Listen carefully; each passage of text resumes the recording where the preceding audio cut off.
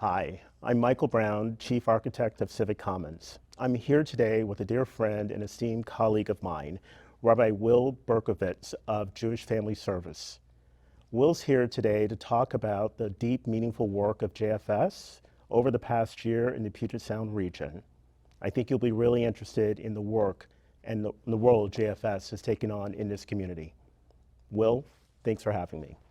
Thank you for being here, Michael. This is great. I really appreciate you taking the time. Always happy to do so.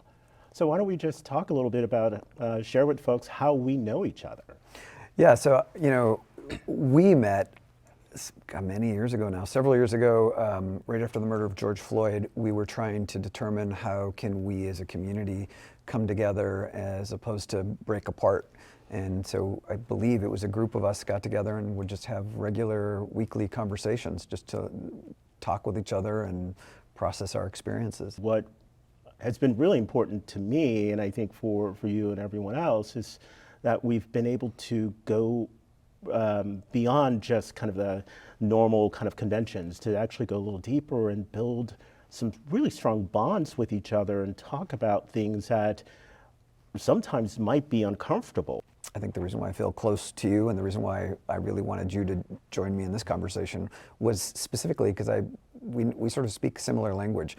And I think that's, once you get past the superficiality of life and you start talking about more of the substance, I think that's really where, that's where sort of the meeting of souls happens, and that's where the meeting of understanding happens. And I think when I look at a lot of what we do at JFS, and when I look at what I really see is missing oftentimes in our community is really trying to come from a place of understanding and a place of curiosity, to understand the experience of the person sitting across from you. So because of our conversations, I've learned so much about the fantastic work of JFS over the past few years. But let's just focus on this past year.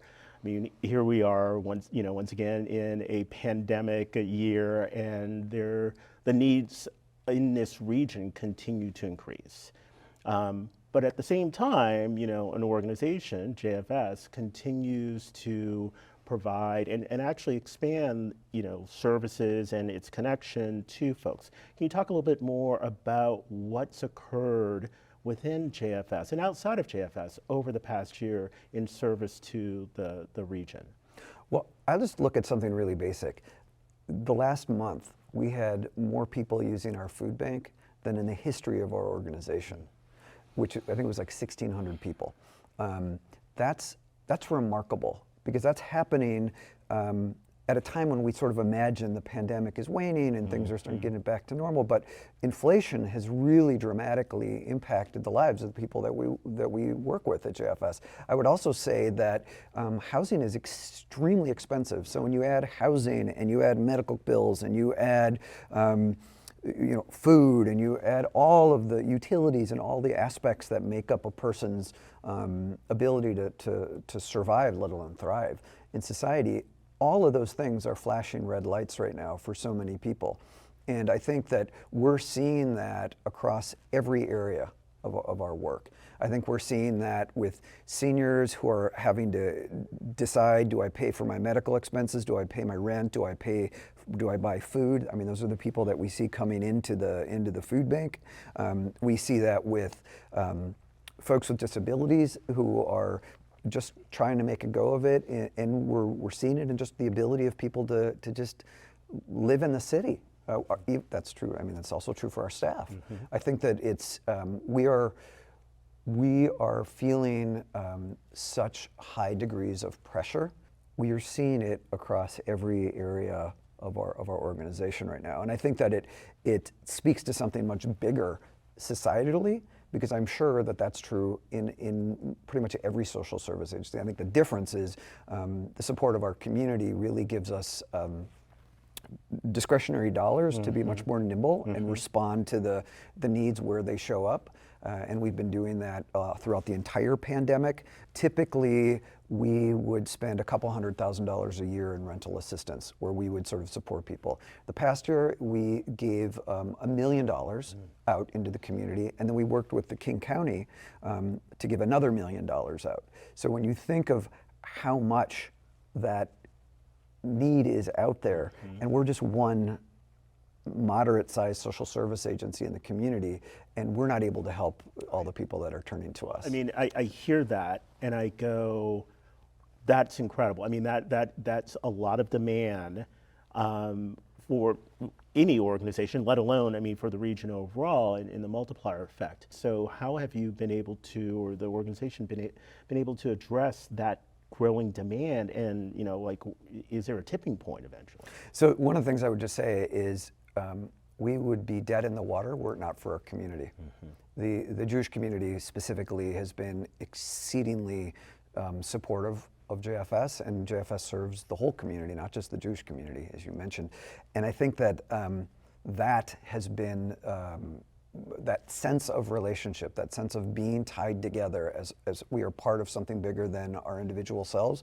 That's the thing that is very special about JFS, it's special about the Jewish community, it's how we operate. We are very grateful to have strong partners in the community and that make it possible for us to do the work we do. I mean, people that we've really been in relationship with, that we can talk to, that I can talk with when I'm struggling with something, trying to figure it out, and really have a good group of thought partners in our community. And I think that that's what we need to do more of, is we can't look at these as individual problems. We need to look at these as what kind of community do we want to build? What kind of society do we want to have? And what do we want Seattle to look like in the future for the next generation? So one of the things that in our part of our mission and our approach is, it says Jewish history and values guide our work. So the values are universal values. I mean, that's why everybody that, you know, the people that work at JFS are Jewish, they're not Jewish, they're from this country, they're refugees or immigrants to this country, but the values are universal values, so it works, right? The history is very unique to the Jewish community. I mean, we're a refugee people, so we understand the experience of the refugee, so that's why we serve refugees.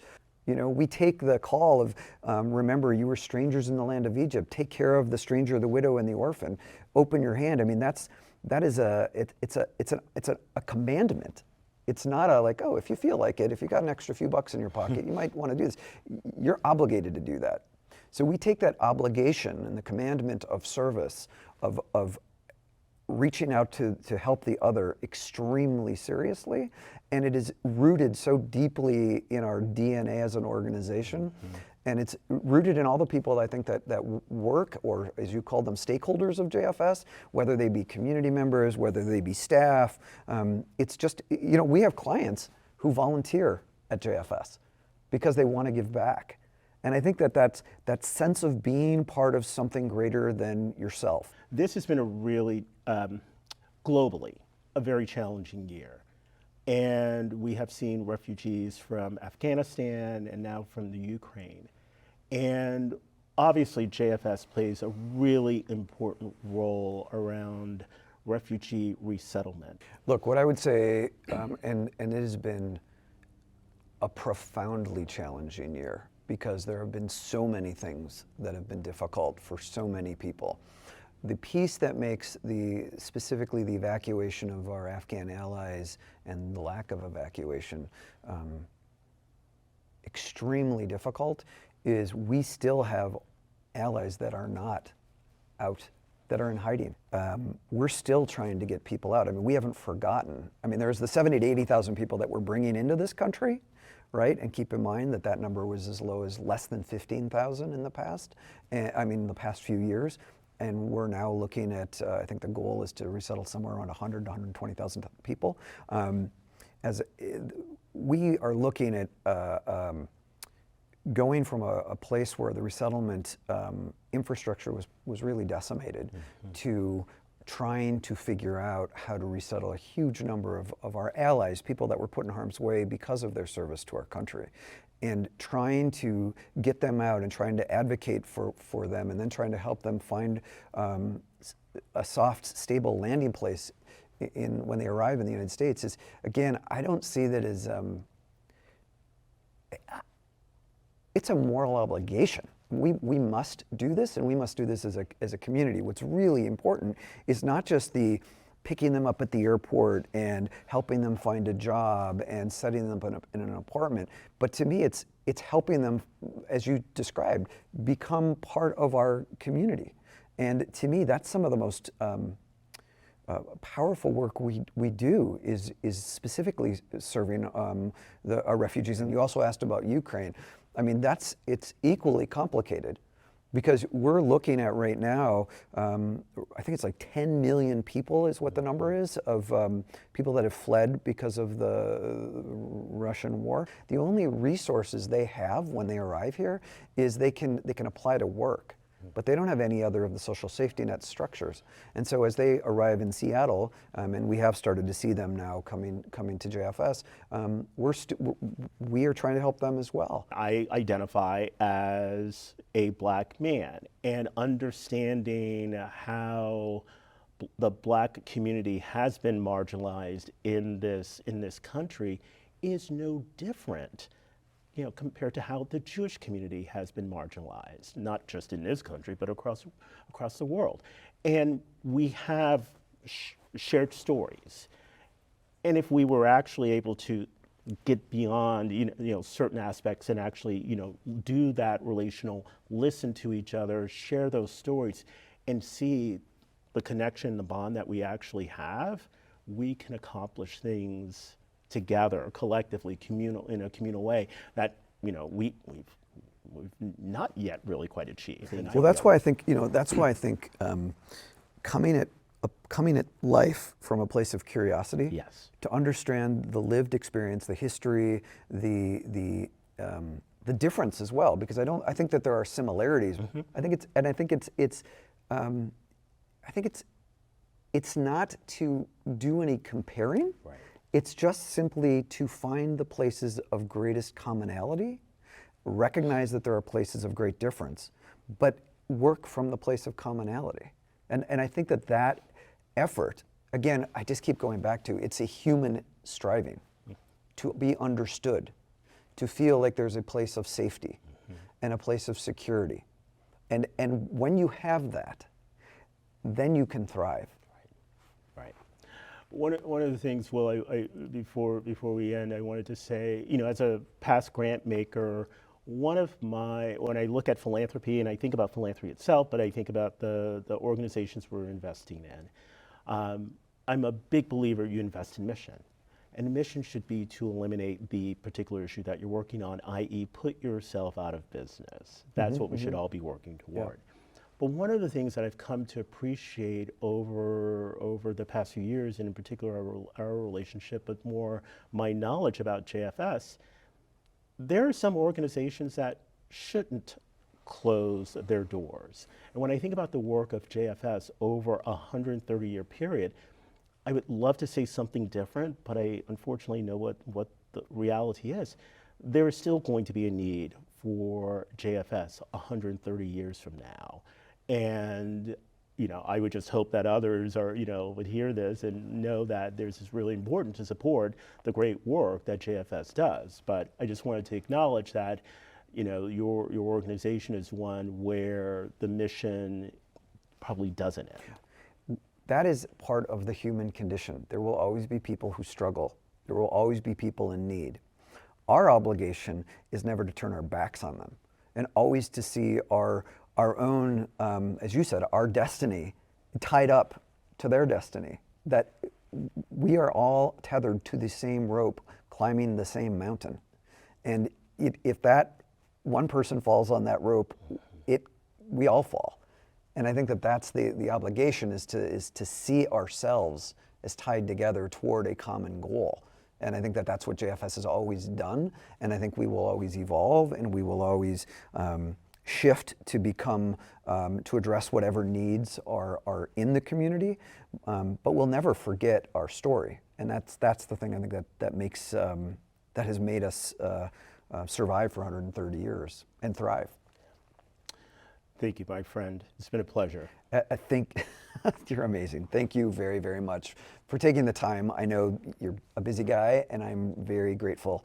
And I just want to thank all of you for being here and for tuning in today and for listening. It really is because of your support that we've been able to make it through the past few years, and it's because of your support we've been around for 130 years. And God willing, we'll be around for another 130 years, but there'll be less people struggling.